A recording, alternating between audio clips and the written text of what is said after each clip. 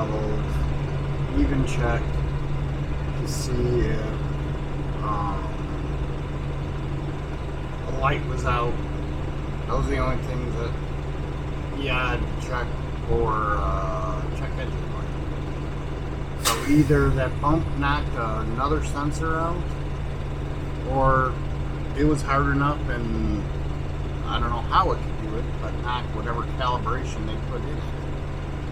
I'm crossing my fingers it's another sensor. So Monday I'm going to have to deliver this load, and he's going to have to give me a load back to Chicago. I'll take it over to International and see if they got enough time to throw the computer on it, just because I don't want to drop it off, sit for 4 days there.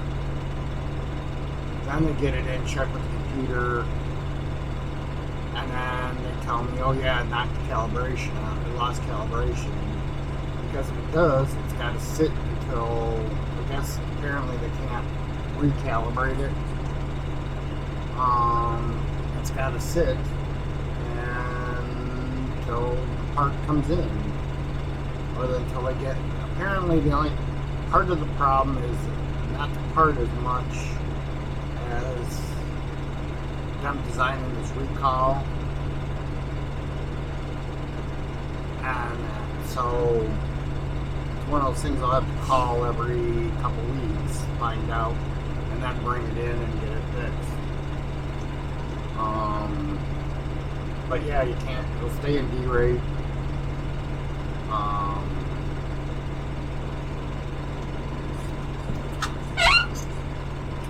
And I'll have to go from there. Alright, see you in a little bit once we get rolling, and I'll keep you updated. Alright, we're rolling and headed towards our parking spot for the weekend.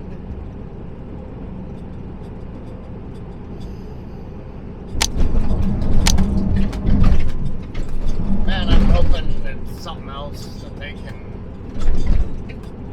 fix pretty quickly, that I can get back rolling again. Because I can't believe that a bump would knock it out of calibration. Because it's all electronic.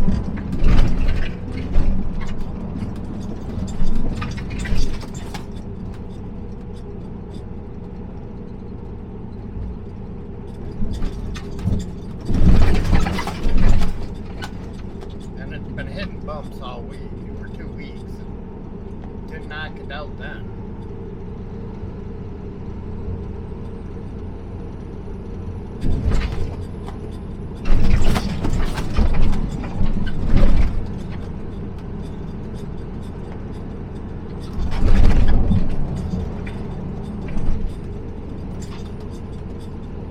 Although they said they cut the plug off, so unless the guy had one strand sticking out and it's short,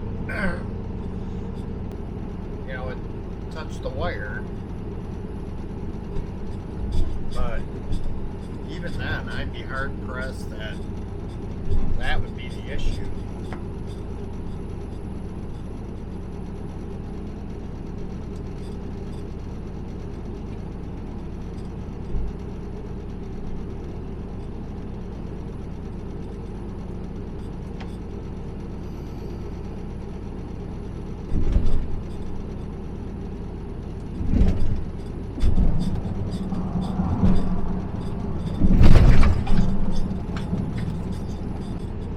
LEDs are just, there's one that's right underneath one of the cabinets,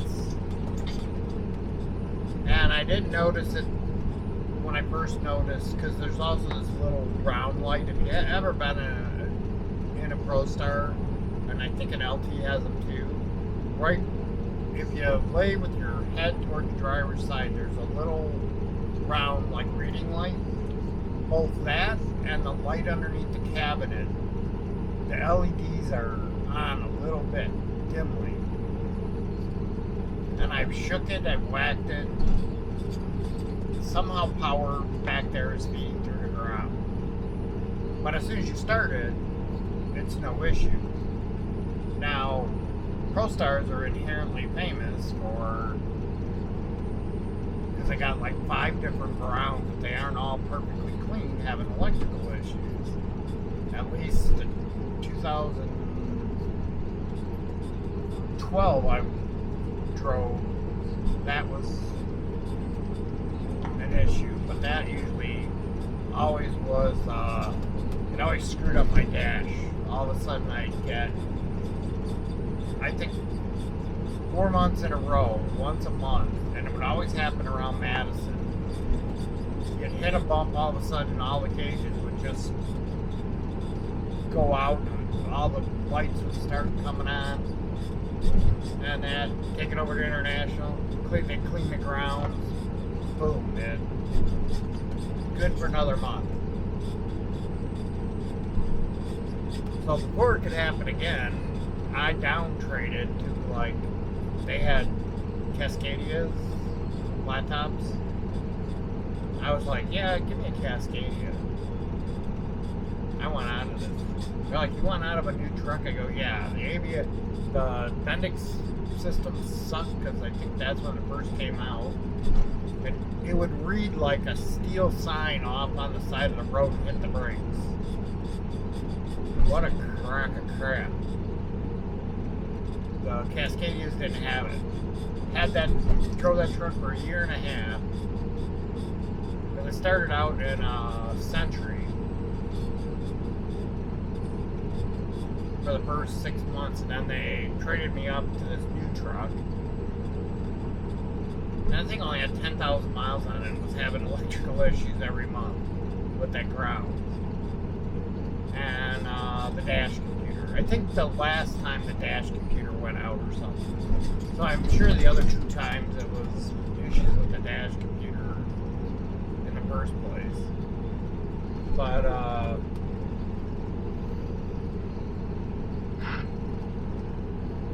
got in that Cascade. The only issue I had with it was 20 below. I tilted my hood, I turned the truck off, tilted my hood to do the pre-trip, check my oil on that, went to go tilt the hood back down, the ram locked up.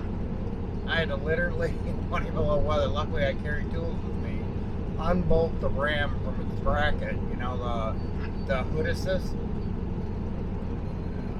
They have one on each side. Well, the one on the one side locked up. It just would not go back in.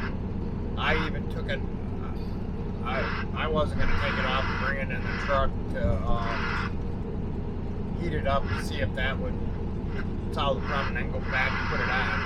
I just took one side off and closed the hood, brought it back and had them put it, they replaced it. You know, it cracks me up. I call them up and the guy's like, well, it'll be 2 hours. I said, you know, let me see if there's something I can do.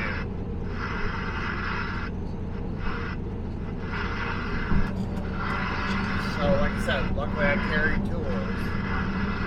I bolted the ram on one bracket, let it slide down. It was fine. The thing never used any oil anyways, or water. And they put a new ram on it when I got back.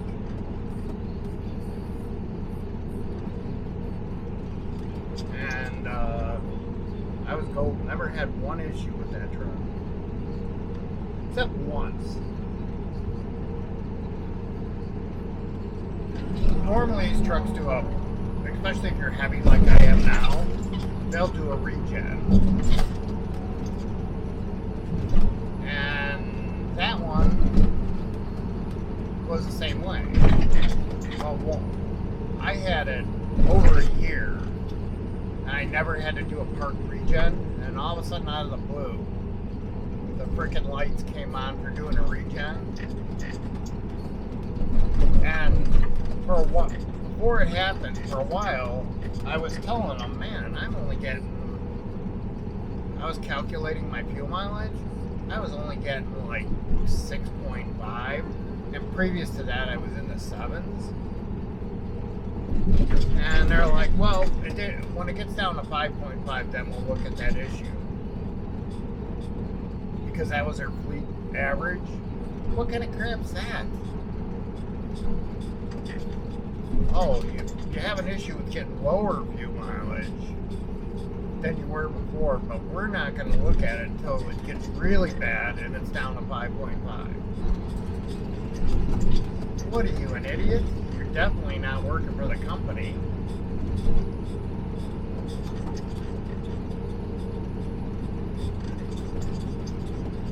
Because that, anytime somebody's consistently getting 6.9, 7, 7.2, and all of a sudden it's down to 6.5, you look at driving habit and an issue with the truck. Well, there's no issue until it gets down to 5.5. Hell.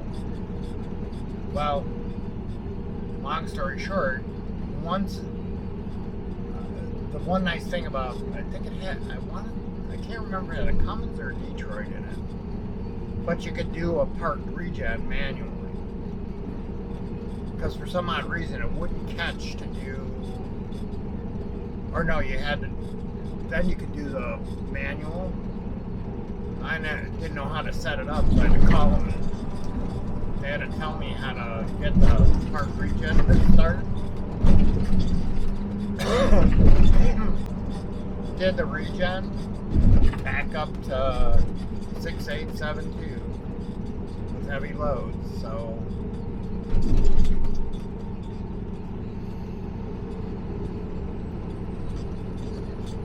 but yeah, those were the only two issues in I was with them 2.5 years. So in a year and a half of having that truck, never had more than those two issues. Never broke down on the side of the road. The only thing that ever broke down was they were using bad casings. They had their own, I guess, recap plant. And they were using too old of casings, and man, once a week, I'd blow a cap on the trailer. And one time I blew a cap.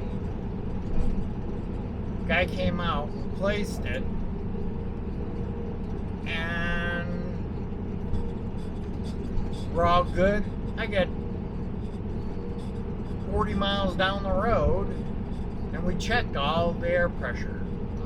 The one thing with them, I always, since I knew I was having a cap issue, I would always check all the air pressure in the trailer.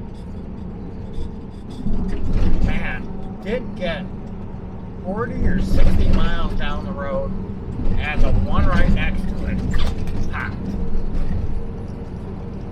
So they had to replace two recaps at two separate instances. Now talk about bad luck for that day.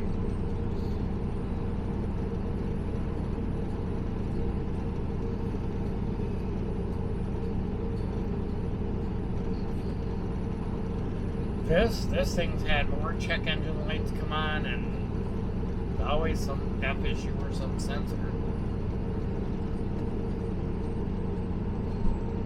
Even for the NOx, that's the first time I had that one happen. When I was in Kentucky last year, the one pipe, exhaust pipe, got a hole in it, but it was close to the NOx sensor. Tripped both NOx sensors. There's an inlet one and an outlet one. Both sensors went bad because it was getting too much fresh air, I guess.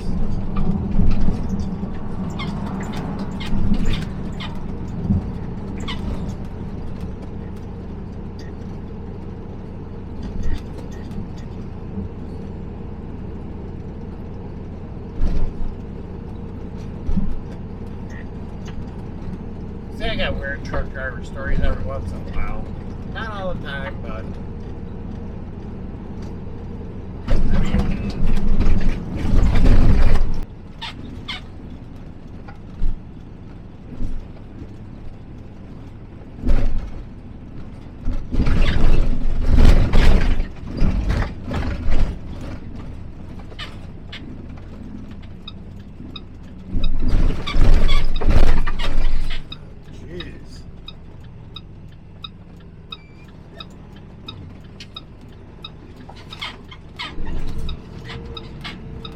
nothing stays on.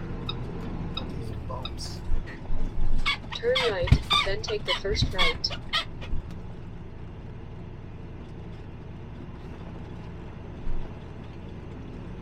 Now, let's see.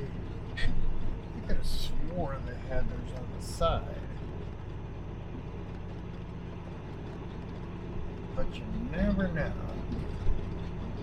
Sometimes they do.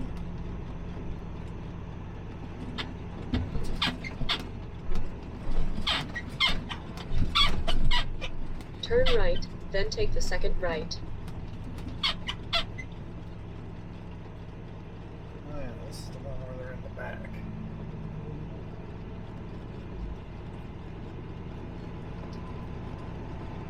It's kind of funky. Oh, they're building a shop. Holy crap.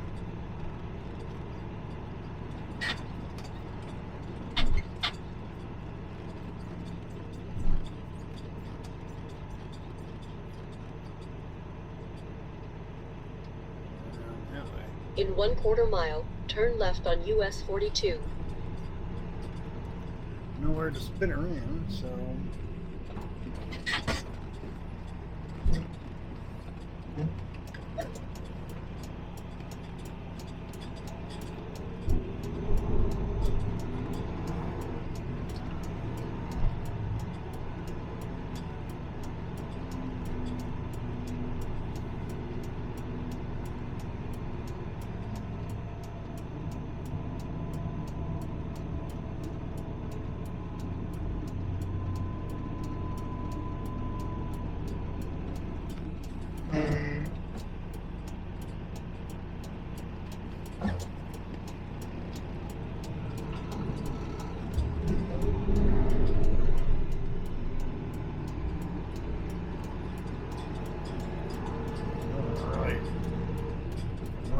Construction crap.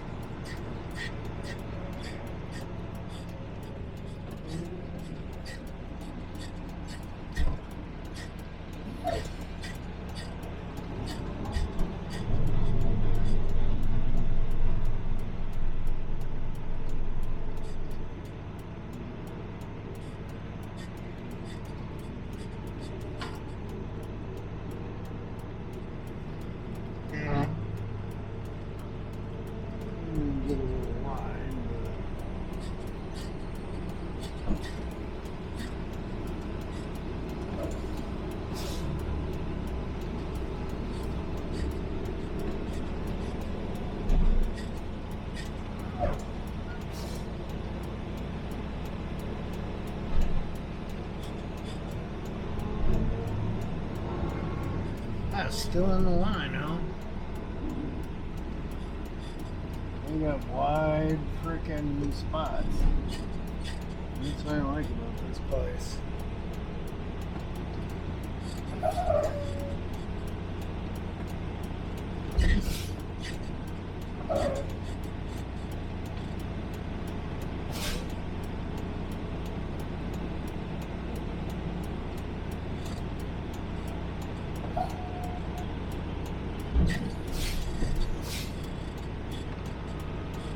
All right.